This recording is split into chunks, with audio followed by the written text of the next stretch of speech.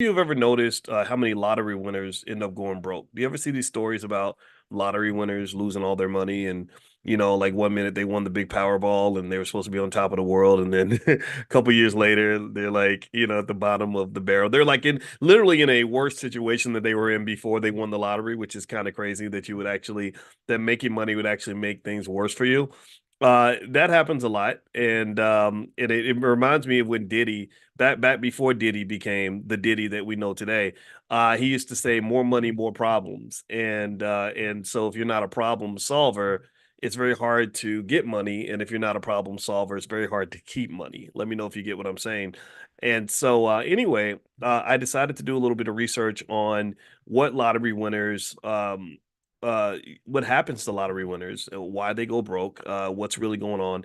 And I thought it was a perfect fit into the economic elevation conversation because a lot of people falsely believe, we're falsely led to believe that that your wealth level is based on luck.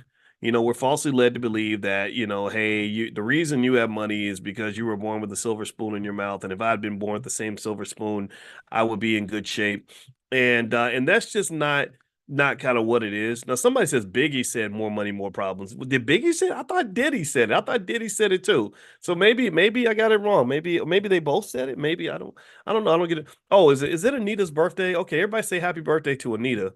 And it's funny because that's my daughter's birthday, Taylor. So happy birthday to Anita and Taylor. So it's happy birthday to everybody. So happy birthday, Anita. Say that in the chat real quick. Let's make this Anita special day. And also, again, this is Taylor's special day. She's 14. So and she's like a popular freshman, which makes me very nervous. When kids are popular in high school, I was very awkward in my freshman year. I was scared to death.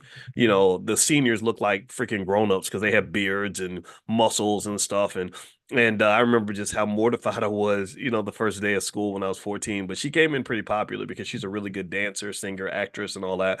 And she's tall and she's a really pretty girl. So she's, right now she's already got her social calendar full. And I'm like, oh, Lord Jesus, I'm going to have to hurt somebody. So anyway, happy birthday, Anita. Happy birthday, Taylor. I hope you have a wonderful, wonderful day. You deserve it. And remember, life is short. Every day, every single minute, we're a step closer to the finish line. So, make that time worthwhile. Do what you want to do. Live your life. Don't be living other people's lives. Don't be letting other people tell you how to live and what to do. Live your truth. Live your life. Go hard 100% every day. That's what you're supposed to do, and that's what's going to fulfill you. I guarantee it. All right. So anyway, let me hop back in and hop into this question about why lottery winners go broke. So here's the thing. There's a lot of research on this actually in terms of what happens with lottery winners. Okay, I see somebody says they can't hear me. Give me a yes if you can hear me. Let's do a quick audio check. Give me a quick yes in the chat if you can hear me. Okay, let me know if I'm coming through. All right. Okay. Looks like am coming through. I see Dr. Conrad Bingham. I haven't seen your name in a while. Good to see you, man. I know you've been in here. I just hadn't seen the name, so there's usually almost 1,000 of us in here every morning. So that's kind of cool that I have people in the world that agree that wealth is important, that talking about wealth every day matters, that they value, what a finance professor has to say. Because, I'm sure if I was a rapper with a BBL and a gun on my hip and 8 babies mamas, I probably have like a billion people listening, right? So we listen to people, unfortunately, that don't necessarily know how to optimize their lives. And I think it's all a trap. What's interesting about rappers, now that I think about it, is it's astonishing to me how many times I hear hip hop artists who start off one way in their early 20s, and then by the time they're like 32 years old, they start reflecting on everything that they were poisoned to believe. They start reflecting on the record labels and how they were manipulated. They start looking back and reflecting on the poison that they were pushing out into the community. I heard a rapper, his name is NLE Chopper, and I heard him kind of reflecting on, he said, man, I couldn't believe what I was putting out into the world. And this happens consistently. My friend David Banner is a rapper who literally, he said that he went overseas and he saw how everyone around the world was viewing the African American male as a result of the music they were hearing, that they really didn't have a lot of respect for black men. They think black men are just a bunch of buffoons, that they love to kill people and they don't love their children. They don't respect their women. They're ignorant. and he said, I don't want to contribute to this anymore. So that was his exit from the industry, at least that side of it. So it's funny, a lot of rappers, or even reflecting on the unhealthy lifestyle that's heavily promoted. There's another rapper that I sometimes I have little beefs with rappers. It just I have no idea why people would want to beef with me. I'm such a wonderful guy. I'm very polite and I don't have very strong opinions at all. And but anyway, there was this rapper named Young M.A. She's really talented. Anybody heard about Young M.A.? Tell me if you're a hip hop head, you might have heard of. If you're from New York, you've heard of her for sure. Anyway, Young M.A. A lot of people I don't talk about this much, but Young M.A. got discovered on my Facebook page. I used to have this Facebook page, and when you're kind of like radically pro-black, kind of the way I am, you get Facebook pages banned and stuff all the time. So I had this big Facebook page that eventually they just took away for I still don't know why they did it, because I wasn't doing anything violent or anything. But anyway, so but I had this page, and I saw this video by Young M.A. before anybody knew who she was. She didn't have a record deal or anything. And in this video, she was rapping about just shooting people. Like everything was about like I'll snipe you from the bushes, I'll shoot you, I'll kill your kids, I'll shoot your dog. And I remember, and all I said, see, I don't think I was trying to be mean. All I said was, I said, this is a very talented young lady.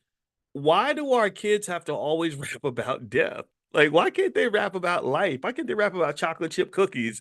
Rap about, purple unicorns? Why they gotta rap about like death? Like you 20, you too young to be thinking about death. You ain't supposed to be thinking about death. You're supposed to be thinking about life, And so that's all I said.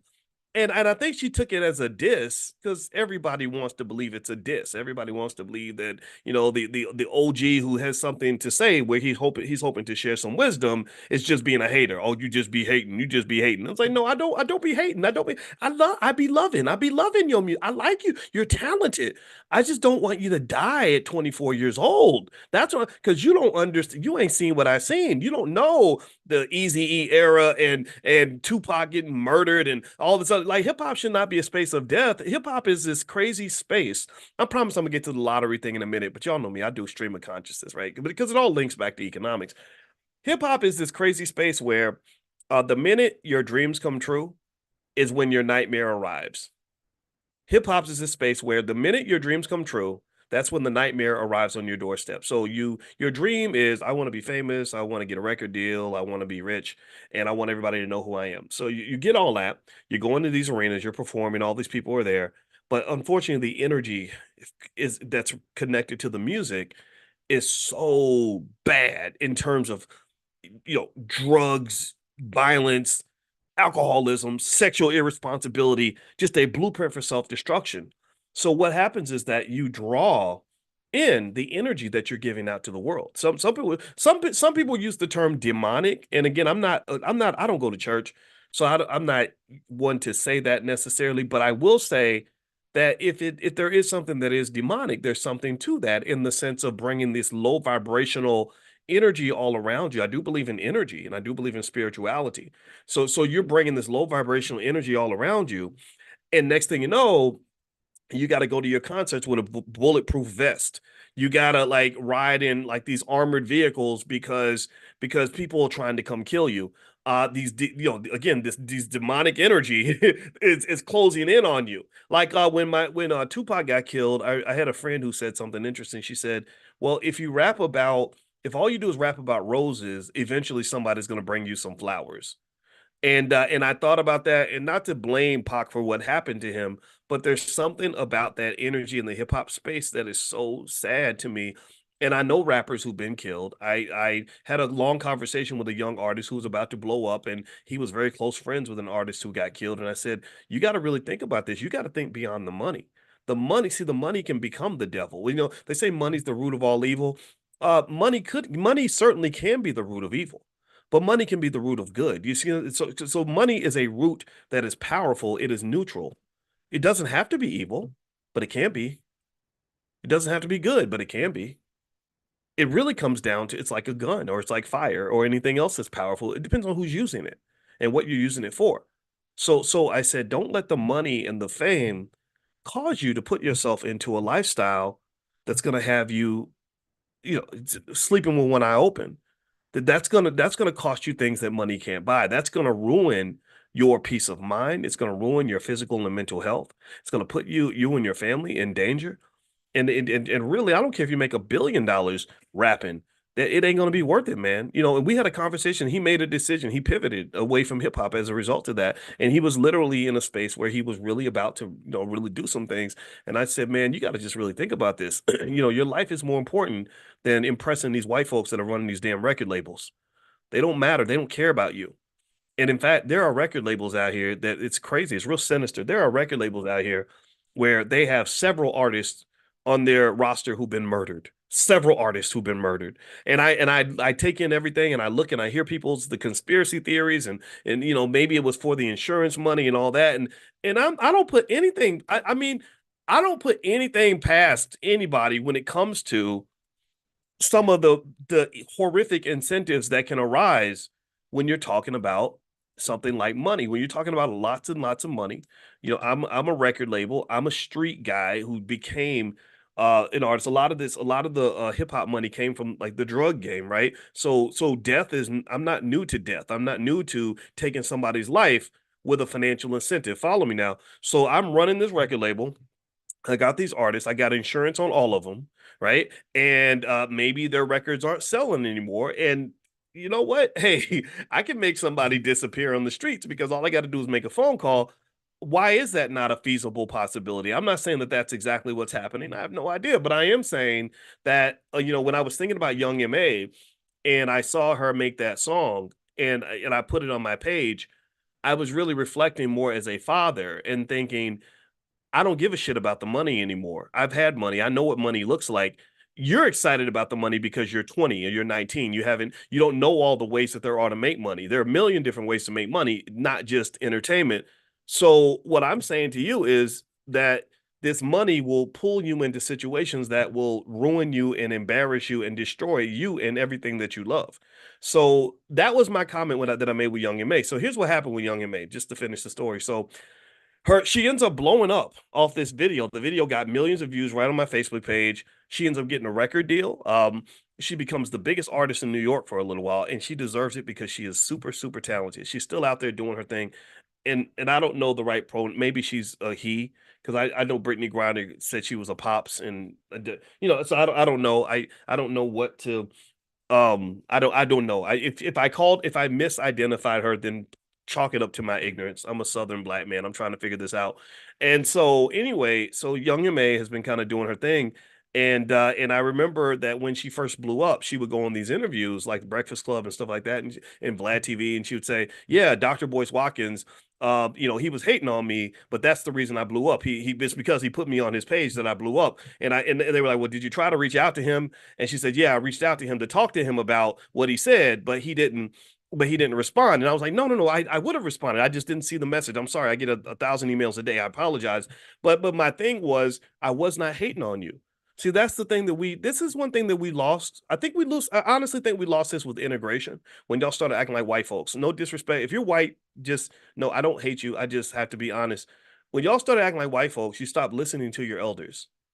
You lost that. You lost the wisdom of the elders. You think every older person who says, "Hey, slow up, young buck, that's not going to be good for you." You think that they all just be hating. Y'all just be hating. And then here's the thing, money can be used to pit people against each other. Let me know if you know what I'm talking about. Colonialism is notoriously good at using money to create imbalances in the community. So for example, if I go in a household and I got the father, the mother, and the son, and I go to the son and I give the son $10 million, then suddenly I'm promoting him to head of the household and putting him in a position where he doesn't have to listen to his father or his mother anymore.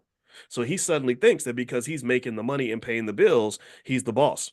Or I can go into a house. This is what's happening in the black community. I believe this. I go into the house, I see the black man and the black woman, and I say, I'll hire the black woman and pay her lots of money, but I will never hire your husband.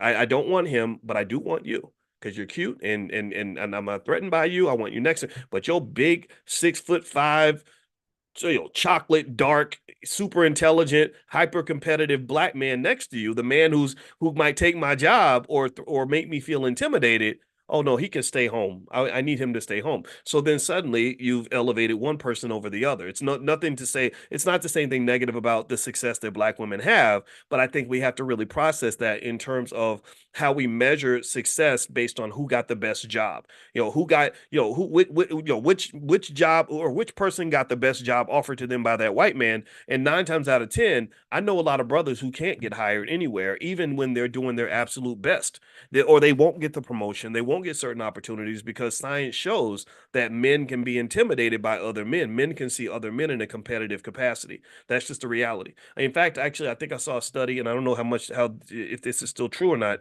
but I remember somebody referencing a study where they claimed that the only group in America that makes the same amount of money in corporate America as white men are gay Black men.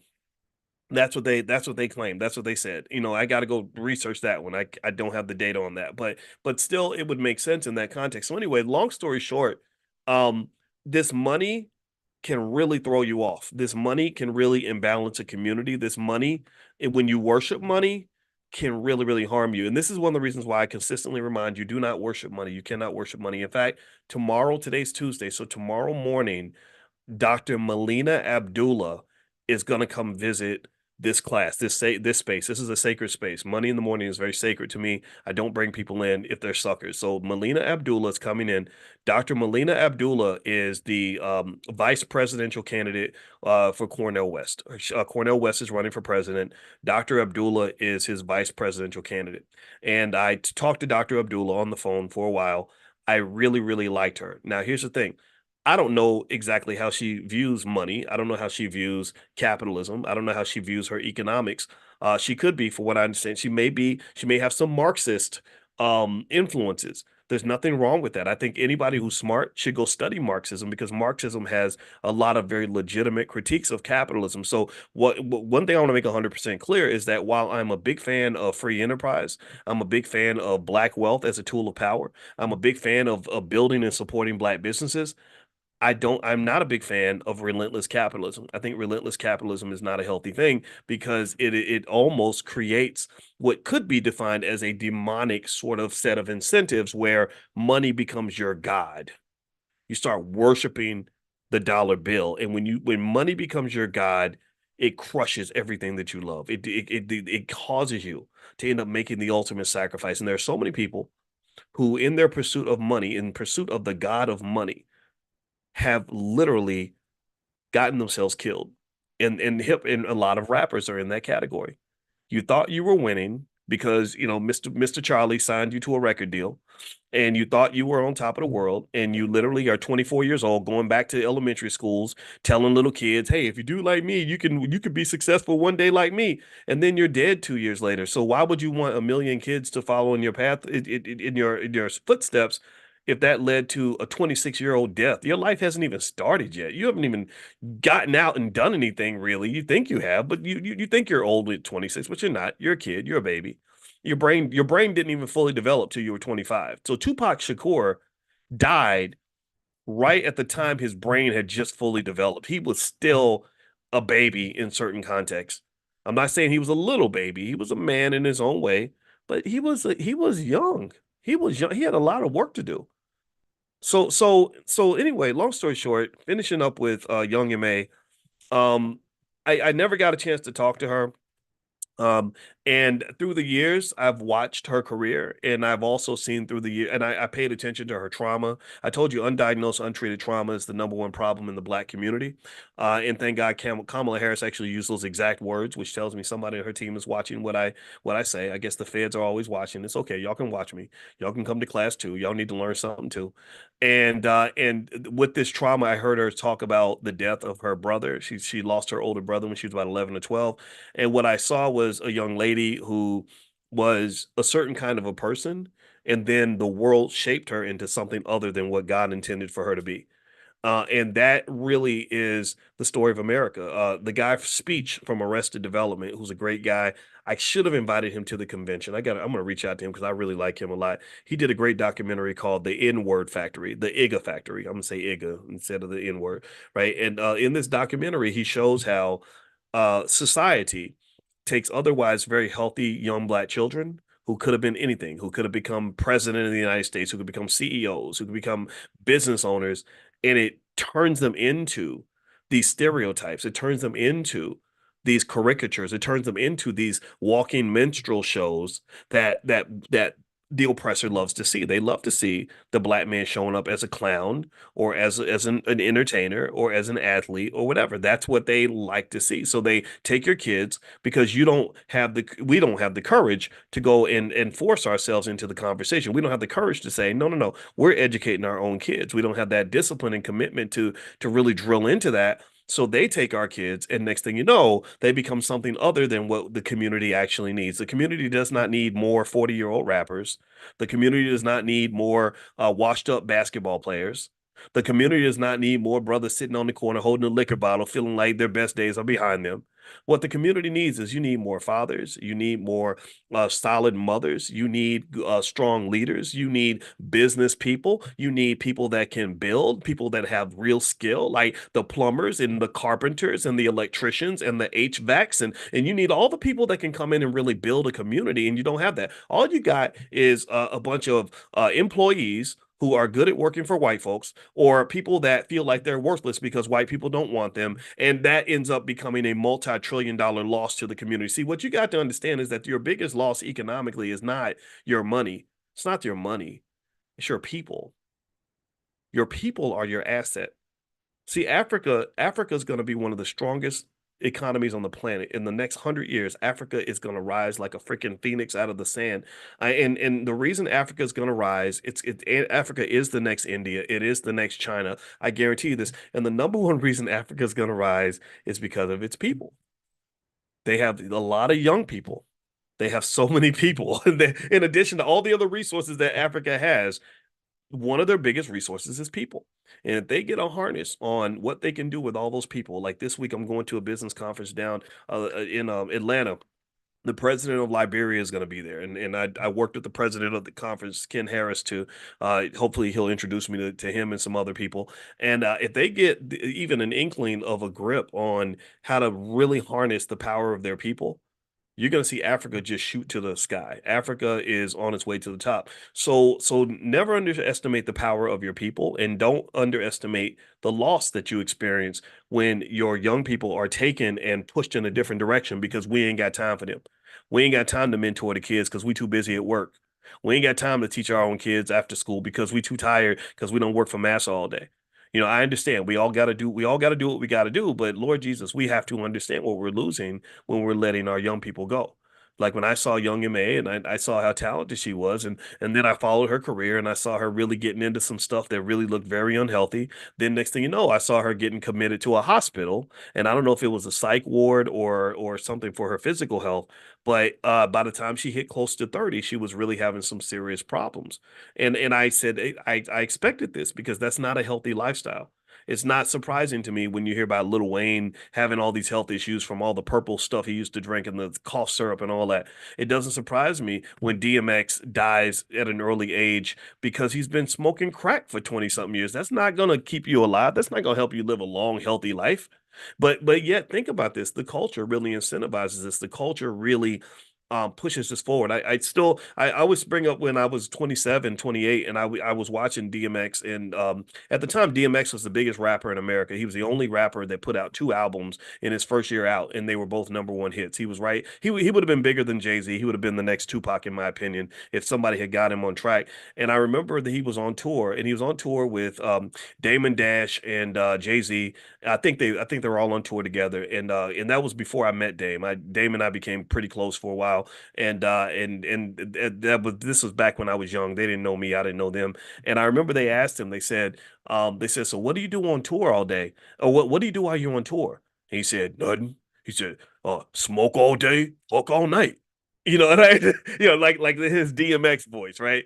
And I was like. I remember sitting there, and I'm 28 years old. I'm in graduate school, so I'm a nerd. Ain't nobody paying attention to me. I ain't got no money because I'm up here trying to pass a freaking test to get through school. And I remember thinking to myself, that's not going to end well for him. That's all he does is have sex and use drugs all day, like smoke all day and have sex all night. And nobody's intervening in this. Nobody's saying, "Hey, young black man, this is not good for you." It's the same thing. R. Kelly, had a very unhealthy lifestyle. Everyone could see this, but everyone thought it was okay because he was making money.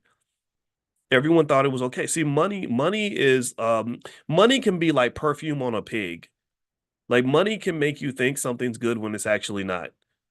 That the perfume on a pig is when basically you are in literally you have something that's disgusting and unhealthy, and but you spray it with some really expensive perfume and you think that it's nice. You think it's good because, or you put you take icing, cake icing, and you put it on a big pile of poop. You take a big pile of crap and you put some icing on it and you say this is a delicious chocolate cake, and you make it look like a chocolate cake, right? And that's what I see when I see how money can be used to take an otherwise unhealthy, self-destructive lifestyle and make it seem okay, make it seem like success. Oh, you're successful. Well, why are they successful? Well, because look at how much money they made. Is that your only variable for success? Well, that is what I would call a low level of economic consciousness. And then this is what we do every day, right? We talk about financial consciousness. One element of consciousness isn't just elevating, it's also when you go from a one-dimensional perspective to a multi-dimensional perspective. Do you understand? So consciousness, I was talking to you how you go up to different dimensions. I think in terms of dimensions, that's we used to do a lot of mathematics around dimensions. And I can tell you that when you go from the first dimension to the second to the third to the fourth to the fifth, you're gaining a higher degree of perspective. So a person who is conscious financially is not going to make one-dimensional decisions. They're not going to be a one-dimensional person. They're going to be able to process things using multiple variables. So you say, what is a successful person? They're not just going to say it's a person that makes $1 million a year. No, they're going to say, yeah, money's part of it, sure. But, what is their mental health like? What is their physical health like? What are their relationships like? Are you doing something ethical? Or are you doing something interesting? Are you doing something beneficial to the world? Or are you just doing something stupid just so you can make money? Right? They're going to factor all these things in. And I can tell you, again, going back to mathematics, and when I taught math at the University of Kentucky, we used to do these multivariable equations where you're maximizing an equation with many, many, many variables. And one thing that is 100% true is that the more variables you have that you use to optimize the equation, the better your optimum is going to be. If you have to optimize based on one variable, you're not going to get the same result that you would get by using many, many variables. So in your life, you want to have many factors that determine how happy you are. You want to have many factors that determine what success looks like. You want to have many factors that help you determine, what's good and what's bad. And in fact, this is one of the reasons, and this is how I think all the time, and that's one of the reasons why I confuse the hell out of people. I think a lot of people can get confused because they want to put me in a box. Oh, you're a Democrat or you're a Republican. No, that's not. It's more complicated than that. Or oh, you're bougie because you're a professor. No, no, I got a little. I'm a little bougie over here, but not all the time. But the other side, maybe I'm bad and bougie. I don't know. But there's like it's not just you can't just sum me up right based on what I do. You can't sum me up based on the fact that I'm married. You can't just sum me up based on how much money I make or how much education I have or where I come from. All those variables matter, but all those variables come up with something that I think it ends up becoming unique. And if you don't have the ability to process things in a multivariate sort of way, you're going to be very confused. One minute you're going to love me, and the next minute you're going to hate my guts. This is what I go through this all the time. Well, Dr. Boyce is a Trump supporter. No, stop that. Just stop that. Or you're just a liberal. You're just one of these DEI liberals. Come on, man. Like, can we practice thinking? And I think these critical thinking skills are really important for not just your happiness, but also the ability of our community to really solve the problems that we have to solve. And so when I go back, let's circle back to Young MA. I want to finish that up because since I brought her up today, I see her developing into a person that's starting to reflect on her life in a different sort of way with a little bit more perspective, a little bit more consciousness. And I bet you that she's probably looking back and she probably has some regrets about sort of the things that she used to want and whether or not those are the things that were really best for her. And that's why I always talk about the difference between your plan, God's plan, and masses plan. So massa always has a plan for you. When you're black, massa has a plan for you because they use you. What does DEI mean? It stands for diversity, equity, and inclusion, like affirmative action, basically, because there's a whole backlash against DEI. But anyway, so massa has a plan for you. When you're black and you're born, they have a plan for you. Your plan is they're going to put you in some sort of a box where they can make money from you. They're going to make money from you when you go to public school, even if the school is failing. They're going to make money from you when you go to college, even if you can never repay your student loans and you don't get a good job. They're going to make money from you when you get to the corporate plantation because the best thing you've ever been taught to dream about is how to get the best job that you can get. And the list kind of goes on and on. Even if you're a criminal, they can make money from you when you go to prison. They drop you into a penitentiary. They make money from the collect phone calls. They're getting federal funds because you're there. They're making money because they got you doing a $30 an hour job for $1 a day or whatever, right? So they're going to make money from you from A to Z. That's the plan. And so it's up to you to get off that track and have enough consciousness to say, I'm not going with Master's plan. I'm gonna go with my plan. My kids are not gonna be on Master's plan. They're gonna be on my plan. So instead of you going to school and learning how to be a good Negro peon, I'm going to have you learn how to be a strong black man or a strong black woman. And instead of you being an asset to them, I need you to learn how to be an asset to us. Instead of you thinking that you're supposed to serve other people, I want you to serve the family. I want you to serve the community. I want you to go on a path that's really going to work for you, right? So ultimately, when you're talking about your plan must always supersede Mass's plan, and you can't. So, which means that, in my view, a part of consciousness, economic consciousness, when you're black, means you cannot live your life on autopilot. You cannot live your life on autopilot. If you're black and you live your life on autopilot, you're done. You're dead. You're doomed. You're destroyed. They're gonna ruin you. And I believe that part of society's goal is to keep you on that low vibrational level. Like Rockefeller, when he gave money to the public school system, he said, "Look, I don't want a bunch of free thinking people who are trying to start businesses and optimize their lives and live these wonderful experiences. I want people that just want to get up and go to work every day." That's it. I want them. I want them to measure their success on whether or not they are a good employee, and that is it. So the goal of society, the goal of massa, is to keep you at level one. Your goal is to get yourself to level two, three, four, five, and six, right? But then there's God's plan, which is level six. Level six, if you look at dimensionality, level six is where God exists. And so basically, God's plan is the ultimate plan, and that's the plan that I believe as a human being we can never understand. I cannot understand God's plan for my life. So as I make my plan, because Massa's plan, I threw that out 20 years ago, right? Massa been mad at me for a long time. And I know that I'm not making Massa happy because I get punished by Massa all the time. I get excluded from things. I get a Facebook or Instagram page taken down once a year for no apparent reason. The stuff I used to get invited to because they thought that it would be safe to invite a Syracuse University finance professor to a banking conference or something. They don't want me in those spaces because I'm gonna talk about reparations and all that, and I'm smarter than them, so that really scares the hell out of them. So Massa's plan is out the door. My plan kicked in, and the thing about my plan was that the first step of sort of executing my plan was one, I to acknowledge and to accept the idea that my plan is better than Mass's plan, that I'm smarter and more capable of predicting and picking the life I need to live than he is, right? I know what's better for me and my family than he does. But then also the next step of that was learning how little I actually know, right? Leaving space in my plan for God's plan. Because I did not, I could have 20 years ago, 20 something years ago, I was a pretty bold guy, even at 25 years old. You go look me up at the University of Kentucky in the articles I was writing back then. I was pretty much like F all of y'all. You're not gonna oppress me. I am the lion that will never be tamed. So come with it. I ain't scared of none of y'all, right? That was me at 25 years old, right? Because I had all that extra testosterone you have when you're in your 20s. And so eventually the testosterone gets replaced by wisdom, and I was on my path to sort of finding whatever my plan was supposed to be. But then something happens where you realize that there's other levels to this stuff that you didn't even know about. You end up in a I ended up in a place completely different from where I thought I would be 20 something years ago. 20 something years ago, if you'd asked me where am I going to be, I'd say I probably would have made a prediction like, yeah, I'm going to be doing this and doing this and doing this. And I didn't and really that isn't where I ended up. I ended up in a place that was better.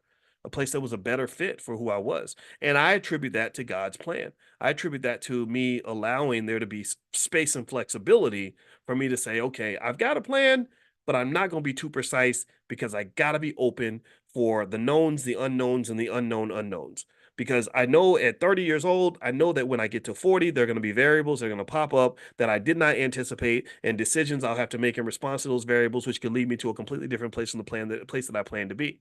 So ultimately, I really think that when you're living based on your plan and God's plan, I think you're going to be far more successful, far happier as a Black person than if you are living on autopilot. And one of the biggest challenges I think that we have in terms of wealth and opportunity as Black people is that so many of our people are just stuck on autopilot. So many of our people just do what they're told.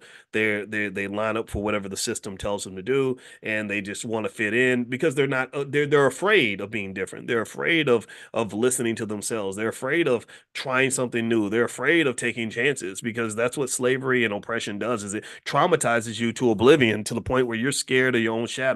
You don't want to rock the boat because there's penalties for that, and you don't have faith to believe that you can withstand that, right? Even when you talk about entrepreneurship, studies show that African Americans are the least likely to start their own business because they're too scared to quit their jobs. Because you don't get that support. You don't have anybody around you really telling you to go dream and be bold and go hard and don't be afraid. You have people saying, "Oh God, you lose that job. That's a good job at the post office. You lose that job, you gonna be in trouble. How you gonna pay the rent? The baby's gonna need shoes. You stupid. What's wrong with you? Right? I ain't helping you with your business. You think you better than everybody else? How your little business doing? Your little business, right? So it's crazy, right? That's what we deal with. That's what we deal with, and it's life, right? What are you gonna do? Anyway, what I would say overall is that you have to reflect on that so that you can figure out where you want to be and how you want to get there. And life is short. And I guarantee you, one thing I learned is from listening to older people. They do these studies where they ask old people on their deathbed, "What do you regret? What do you regret?" And most of the time, what they regret is not living their truth. That's what most older people, when they get on their deathbed and they're never going to go home, they're never going to make love again, they're never going to see their spouse again, they're never going to get out of that hospital. And they ask them, like, what is it that you regret the most? And they'll say, well, I regret that I didn't just do what instinctually I knew I needed to do. I didn't live my truth. And that to me is when you went through life according to somebody else's plan, but you didn't listen to your plan and you didn't listen to God's plan. Because it's Billy Carson. I think I heard Billy Carson mention that, I am a god or something. I don't think I'm a god. I talked to Kanye on the West on the phone. He thinks he's a god too. And I get it. If you feel like you're a god, that's okay. I support you. Go ahead, you big old god you. But I do believe that there is a God in all of us. I believe that God is a part of us, right? So to some extent, that's where I would agree with the Billy Carson, is to say, yeah, when I hear this little voice internally, when I hear the subconscious mind, when I hear my instincts saying go right and everybody else is going left, yeah, that is kind of connecting to a higher power. And I think listening to that tends to lead to more happiness than not listening to that. If you constantly don't listen to your instincts, I think you're going to have a lot of regrets. So anyway, before I move on, and I promise you I talk about the lottery winner thing, and I spent 40 minutes talking about something completely different. So what I'm going to do is I'm going to keep my promise on the lottery thing because I think it's important to talk about. One thing I want to remind everybody of is if you go to where you can get my book is called The 10 Commandments of Black Economic Power, and my wife has some books as well. If you want to take a look, you can go to drboycebooks.com. That's drboycebooks.com. And for 2 days, you can actually get 60% off any book in the store. Just use the code word, write this down, morning123, morning123, all one word. If you use the code morning123 at drboycebooks.com, you can get 60% off anything in the store. Use that at checkout. When you go to checkout, they'll say, give me a promo code. You can put the promo code in there. Thank you for typing it up on the screen. I appreciate that so everybody can see it. But yeah, you put that in there and you can get 60% off. And I'll also text the direct link out to you guys later on today. So if you want to get the text link or the promo code sent to you on a link, just get on the text list. Text the word morning to the number 87948. Text morning to 87948. And I think actually I accidentally connected the discount to All Black National Convention tickets. So if you I think that there are passes for the convention on the bookstore page. So if you wanted to get some extra tickets or something, this might be a chance to get a discount. I'm not going to change it because it's too much work. So anyway, all right. So one thing I want to mention here is let's talk about lottery winners and why lottery winners go broke. Here's what the research says about lottery winners, and this really to me is really fascinating and interesting and powerful information because it beats the myth that how wealthy you are is heavily dependent on how much money somebody gives you.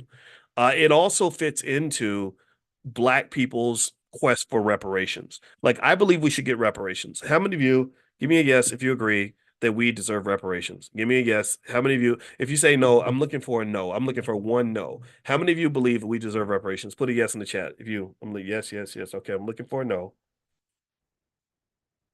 Okay. I see a lot of yes. I see so many yeses, Kathy and Cheryl and Lois and Robbie. Okay. I just see yeses. So reparations is a really interesting. Oh, wait, I saw a no. Okay. The kid Hans, you sound white. Are you trolling? Are you the trolling white guy in the class today? Because the kid Hans, that don't even sound like a black name, does it? Hans. Hans is not a black name. Yeah, that's okay. We like you, Hans. Thank you for your contribution. All right. So anyway, I'm being silly. All right, so here's the deal. He says, "I'm black." Oh, Han, okay, the kid Han. So you are black. Okay, well that's okay. You know what? And it's okay. We respect diversity of perspective. So I'm not at all gonna minimize what you have to say. So thank you, Hans, for your contribution. I appreciate it. All right, thank you, brother. Okay. All right. So um, here's what's interesting about this is, and why I linked the lottery conversation to reparations is that to some extent, if reparations were to happen the way I believe it should happen, which it's not gonna, they're not gonna do it the way I want to do it. It would be like winning the lottery. It would be an era where you would suddenly see all this wealth gush into the black community, and it would be an economic boom unlike anything we've ever seen. And and I do believe it's possible. I think right now it's difficult. Right now it's not probable, but at some point the world may change. You never know how the world's going to change. And just last night on my podcast, I had this guy on, nice young brother. What's his name? His name is J. Mall Green. J. Mall Green. J. Mall is 29 years old. He's an activist in Chicago. And he actually ran for mayor of Chicago at the age of 27 and did a really good job. And I was super impressed with him, largely because one form of activism that he did was he actually went to Chase Bank and he basically said, "Y'all owe us reparations." And he said, "You're not making any loans to black communities in Chicago. You're redlining the hell out of us. You're blocking us out of economic possibility and opportunity." And he really, I mean, he had those suckers on their heels. Like they actually banned him from the all the Chase banks throughout the country, but they did eventually pay up. They did eventually start to make more loans. They probably didn't do everything they need to do, but he got their attention. And I thought that what he did was absolutely perfect and amazing. So anyway, the reason I liked what he did is because that's the right idea. That reparations is not just something that needs to be paid by the government. Write this down. Keep this in your mind. When reparations comes up, remember reparations does not need to just be paid by the government. In fact, the government is probably the least equipped to really, really pay reparations at the level that it's needed because your government's $35 trillion in debt. Reparations should also be paid by these $1 trillion corporations that have money to burn. You know, Apple is a $3 trillion company. Why can't y'all drop $100 billion into the pot? You know, Microsoft is a $2 to $3 trillion company. Why can't y'all drop $100 billion into the pot? All these massive banks, these, that can provide access to hundreds of billions of dollars in capital. Not even give money away, just give loans, give some low interest loans. Lord Jesus, do you understand that if we convinced these banks to just do, say, $2 trillion in low interest loans to the black community, that would expand black wealth. That would double black wealth in less than a generation. Do you understand that? So they don't even have to really give money away. This is not just something where they have to give it like a grant. I mean, they should give money away. They're supposed to, but it can also be an investment. It can also be just access to capital. Like, so for example, I'm running the Black Business School. We educate hundreds of thousands of people every year. If we were able to borrow $50 million, then guess what? I could educate 5 million people a year. You understand? So and still pay you back that money. So ultimately, reparations is something that, um, if it's done, it would be a massive wealth transfer, unlike anything we've ever seen. How you doing? But the problem, though, is that if that money came in to the community, here's the issue. It would not just be an economic boom for your community. It would be an economic boom for the Air Jordan brand. It would be an economic boom for every mall in America. It would be an economic boom for Louis Vuitton and Gucci. It would be an economic boom for the people that sell those overpriced Cadillacs. It would be an economic boom for every strip club in Atlanta and beyond. And my problem with that is that if you are trained to be a consumer and you're trained to give your money away, then it makes no point. And there's no sense in giving you anything because it's going to be gone soon anyway. Your money becomes like Mexican food where you know how you eat it and it just goes out the other end real quick, or maybe it's Chinese food where they do. I can't remember which one goes through you, but that's what it would become. It would become. It wouldn't put any meat on your bones. It would literally just run right through you. So ultimately, this gets back to financial consciousness and economic elevation and developing a culture that is built around the preservation and the growth of wealth instead of having a culture that's built on the decay and the loss of wealth and literally throwing your money away. Consumption, that's what consumption is. When you're a spender all the time, your money's gone. You're broke. You're struggling. You don't have anything. So here's why I think that this lottery lesson that we're going to share in a second is connected to what we have to think about when it comes to the reparations. So let me jump in and share some quick stats with you. First off, 70% of lottery winners end up broke within a few years of winning their prize. So everybody dreams about winning the lottery, thinking it's going to change their life forever and that they can live off their money for the rest of their life. But 70% of lottery winners end up broke. About one third of lottery winners eventually declare bankruptcy, usually within a few years of receiving the money. It takes about 3 to 5 years before they go bankrupt after they get their money. Also, lottery winners tend to have a very high divorce rate after they win their lottery. They have an increased rate of separation, which causes other financial strains as well. So the money creates more problems. What it does is, unfortunately, if you don't know how to manage it properly, it will ruin all the things that money cannot buy. And then also, a significant percentage of lottery winners end up falling victims to scams and frauds, and that they lose a lot of their money that way, and or maybe bad investments, things like that. And and if you recall, there was a time where we talked about how having money or receiving money means being conscious. Financial consciousness means not just being aware of what money can do for you and how to acquire money, but also how money changes the way people see you. When you walk in the club as the rich guy, you're not going to get treated the same as the broke guy that comes into the club. And when you are among your circle of friends and people know you have $100 million in the bank, they're not going to see you the same as they might have seen you when you had $50 in the bank. Do you understand? So really, that's where the fraud really comes into play because a lot of people that win lotteries become targets, just like that couple I was telling you about that won at the casino, and the guys followed them home and shot them and took their money.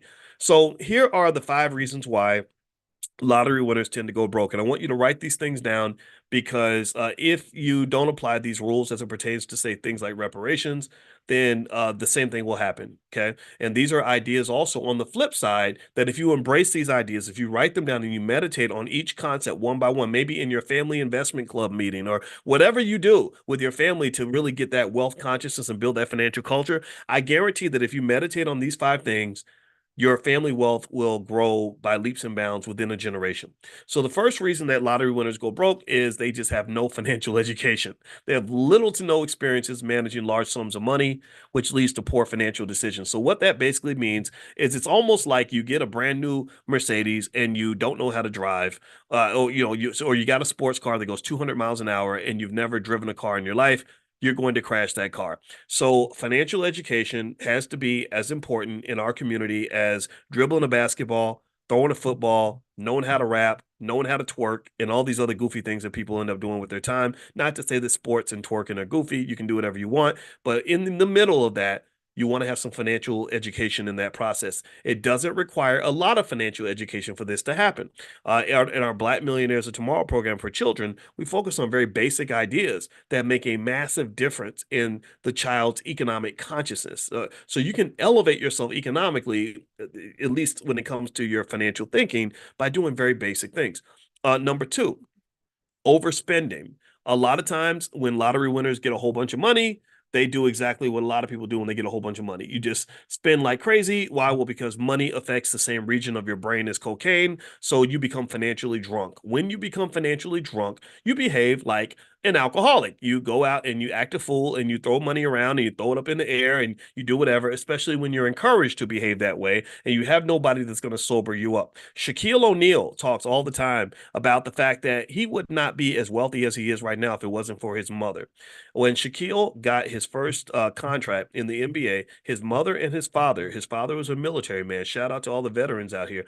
And they basically said, you got all this money. We're not gonna let you do anything stupid. So what they did was they gave him a little bit. They took control of his money. They gave him enough to go out and act a fool and be a 21-year-old. But they said the other 80% we're keeping over here, and we're gonna grow this into assets that are gonna last you for the rest of your life. And they're also gonna build an economic legacy for the family. As a result, Shaquille O'Neal is probably on his way to becoming a billionaire, as opposed to, say, Antoine Walker, who did not get the guidance that he deserved, who did not have maybe the father figure or the mother figure that was in his life to make sure that he preserved his wealth. So now Antoine Walker is the guy who's known for taking $110 million in income from the NBA and throwing it all in the garbage. Number three, poor investment choices. Without proper financial guidance, a lot of lottery winners may end up putting themselves into investments that are bad. A lot of people lose money. A lot of people don't talk about this, about how many celebrities go broke because they're either super generous or they want to invest. They want to do the right thing, and when they're making the investment because they weren't trained on how to invest or what to look for or how to be prudent in investing, they pour their money into things that don't work. So they have their cousin starts a restaurant and they put a whole bunch of money into their cousin's restaurant because they just think that that's a good investment and it just doesn't work out. Whereas someone who understood investing could probably help them understand the different risks, like, for example, the liquidity issue. A lot of people invest and they don't think about liquidity. They don't understand that it's always much easier to get your money into an investment than it is to get your money out. Tell me if you've ever seen this before. Let me know if you've ever gone through this, where you pour yourself into a real estate investment, you pour a bunch of money in, and then when it's time to get the money out, it's like pulling teeth. It takes years and years and years. Or you put money into some sort of e-commerce business or some sort of restaurant or some other type of business, and getting the money in there is easy, but getting it out is hard because now you got this business and there's value there. But it's not like you can go sell the business if you need the money. It's not like you can always borrow against the business. So your lack of liquidity is a big deal.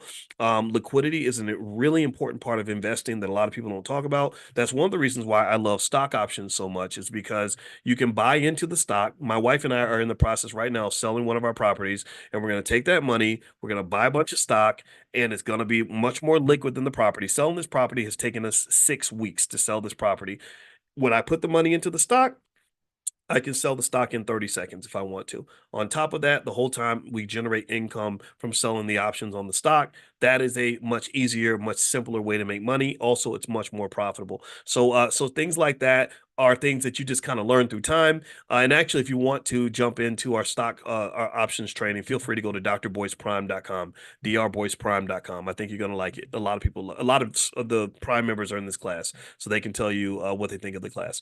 All right, so let's keep going here. The other thing I want to mention, the fourth reason that a lot of lottery winners go broke is pressure from friends and family. So you typically get a lot of pressure from people around you that you've known your whole life, who have just a long list of financial problems, who expect you to solve all those problems. There's a huge burden that comes with being the highest income person in a group because people expect you to be the financial superhero, and eventually it becomes very overwhelming. So it becomes almost like a psychological process, like something you even want to talk to a therapist about, because you have to form boundaries. You have to be able to say, okay, I'm down for you. I want to help you, but I'm not down for you forever. I can't just pay money anytime you ask me for it or keep going, until the end of time. I can help out though. You need $3,000. Okay, here's $500. Don't ask me for money for another year or something like that. But even that creates a lot of problems. So you get a lot of that pressure. I remember when I finished my PhD and we were all excited because we got our first jobs and we were making a bunch of money. I think we were making six figures. I was making 115. My friend was making about 105. And I remember I felt bad for her because she had two parents that were always having financial problems. And so every time she got her check, we'd get a, nice big check, $7,000, $8,000 a month after taxes. And she would have to spend half of that check just sending it home to her family because they had an endless just almost like a black hole of financial problems. And that's when I actually thank my parents for being the kinds of people that they are, that they've always been big on personal responsibility. So when I started making more money, I didn't have mama on the phone saying we got to pay for this and pay for that, daddy on the phone saying, hey, I need your help with this and help with that. They were already secure. They'd already been savers. They had good credit. They had home equity. So they didn't end up becoming burdens on me and my sister when we got our first jobs making good money. And that was a mindset, man. That was a mindset. Neither one of my parents were born rich. Neither one of them. Well, nobody born with no silver spoon in their mouth. We did live in the projects. We do. I was. It's called LaSalle Place. It's right there in downtown Louisville, Kentucky. That's where I was. I remember being there. So it's not like we were somehow born on this whole other planet. And one of the biggest problems, that the thing that I hate the most, is that there are people who want you to be so disabled psychologically that they make you believe that there is absolutely no way you can get yourself out of poverty. There's no way for you to improve your condition, unless it's like going to vote for a certain politician, or hoping that certain people help you, or that whatever, that massa comes along and saves you. No, you can't save yourself. Why is that such a radical idea? Why is that so crazy for me to just say, hey, if we make better choices, we can end up in a better situation, and we can encourage each other to make healthy choices. Even my wife does this to me when it comes to food. I got fat, and the reason I got fat was not anybody's fault but my own. I got fat because Boyce wanted to be fat. That's it. Boyce, if you ask Boyce 8 years ago, hey Boyce, do you want to be a big fat bloated guy where your head weighs like more as much as your stomach and you start looking like Roland Martin or something? I'm playing. I'm being petty. If you would ask me that in 2014, is that what you want to look like? I'd say, oh no, no, no, I don't want to be like that. I want to be in shape. I want to be muscular like I was when I was 28 years old. Then you would have to then turn and say, well, then why are you picking up the potato chips before you pick up the carrots? Why are you eating the cookies instead of eating the celery? That was a choice. So you know what my wife does, which I appreciate. She gets on my nerves sometimes. We get on each other's nerves, but I love her. Is she whenever I get tempted to pick up, I got candy over there. I got licorice right over on that desk because I like licorice and I ain't apologizing for it. But when she sees me eating the licorice, you know what she says? She says, "Come on, boys, let's make healthy choices." That's it. It's that little bit of encouragement to remind me that where my body is it comes down to what choices I choose to make. So you're not just making the choice, you're choosing to make the choice. Do you understand? And I think that there is so much in our culture where we are not even encouraged to choose the healthy choices. So you're not just making the choice, you're choosing to make the choice. Do you understand? Choosing to make the choice to some extent means choosing responsibility, accountability, and really believing in the power of self, that you do have a say in what happens in your life. And the victim mentality gets you nowhere. Being a victim all the time, all it does is it makes you just feel better about the crappy shit that you're swimming in right now. It makes you feel like, well, this is just because I'm black and there's no way for me to get out of this because I don't want to live like that. So healthy choices, same thing. So financially healthy choices. I can tell you that when I saw my parents just sort of rise up every time we moved to a nicer house. Every time they got a new job, it was a better job. That kind of thing. I remember just seeing how the mindset was everything. It was just literally about mindset. So anyway, let me get to the last point. Let me finish the last point. All right. The last reason that a lot of lottery winners go broke is, so let me go through 1 through 4 and then I'll mention five. One, lack of financial education. Two, overspending. Three, poor investment choices. Four, pressure from friends and family. And then fifth is taxes and legal issues. So a lot of times, people that suddenly come into a lot of money don't realize how complicated life can become when you have lots of money, especially when you have lots of dependents or you're running a business, things like that. Does anybody remember the Richard Pryor movie Brewster's Millions? Anybody remember Brewster's Millions, where they what they did was they basically took this guy and gave him like all this money. I think it was $30 million, and they gave him 30 days to spend $30 million. And he realized how hard it was to give away all that money. He couldn't figure out how to give it all away. It's So that's kind of what I think about when I think about just that difference in lifestyle. When you do come into a lot of money, which I believe a lot of you will, because you're making good choices. You're doing the right things right now. You're investing consistently. You're making the right moves. You're educating yourselves. When you start getting more money, what you're going to find is that problems never really go away. They don't. They just become different. This is different problems. So you get rich people problems, and I hope that all of you are blessed at some point to have rich people problems. You know, they're not as bad as the poor people problems, but then again, sometimes being broke can be a little more liberating than being rich. It's really true. And so when you get these rich people problems, well, this leads me to one thing that I fundamentally believe to be true, and I'll end on this note. Is I believe that the best thing you can give a black child in America and or anywhere on earth is the ability to solve problems. See, this is something that isn't discussed very much, but I want us to focus on this. You have all these people that, for example, they teach children chess. I think that's very powerful. I think that especially black boys, especially the boys, but the girls too, everybody. I think that like kids that learn chess or learn math at an early age are learning how to solve problems.